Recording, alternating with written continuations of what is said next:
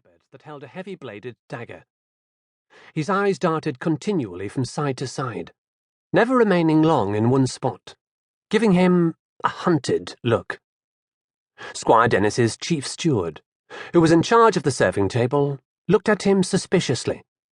The workers' kitchen was intended for locals, not for travellers, and he'd never seen this man before. "What do you want?" he asked, his tone less than friendly.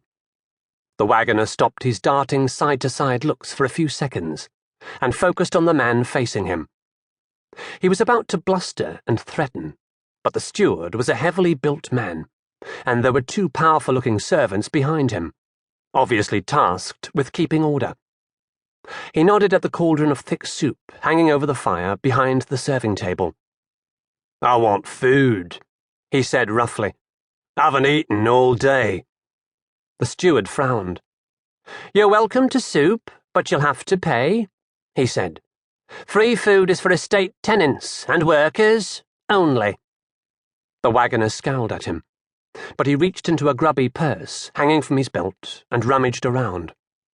The steward heard the jingle of coins as he sorted through the contents, letting some drop back into the purse. He deposited 3 pennigs on the table. "That do?" he challenged. "That's all I've got." The steward raised a disbelieving eyebrow.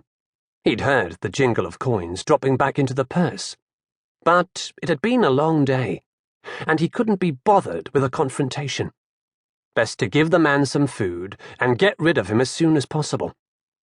He gestured to the serving girl by the soup vat. "Give him a bowl," he said. She dumped a healthy portion into a wooden bowl and set it before him, adding a hunk of crusty bread. The wagoner looked at the tables around him. Many of those seated were drinking noggins of ale as well. There was nothing unusual in that. Ale was relatively cheap, and the squire had decided that his people shouldn't have a dry meal. There was a cask behind the serving table, with ale dripping slowly from its spigot.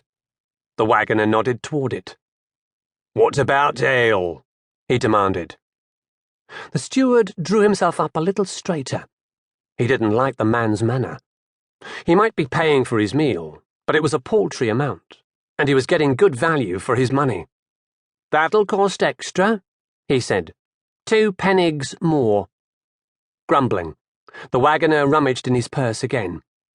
He showed no sign of embarrassment at producing more coins after claiming that he had none. He tossed them on the table, and the steward nodded to one of his men. "Give him a noggin," he said. The wagoner took his soup, bread, and ale, and turned away without another word. "And thank you," the steward said sarcastically, but the blond man ignored him. He threaded his way through the tables, studying the faces of those sitting there. The steward watched him go. The wagoner was obviously looking for someone, and, equally obviously, hoping not to see him. The servant who had drawn the ale stepped close to him and said in a lowered voice, "He looks like trouble waiting to happen." The steward nodded. "Best let him eat and be on his way. Don't give him any extra, even if he offers to pay." The serving man grunted assent, then turned as a farmer and his family approached the table, hopefully looking at the soup cauldron. "Step up, Jem. Let's give you and your family something to stick your ribs together, eh?"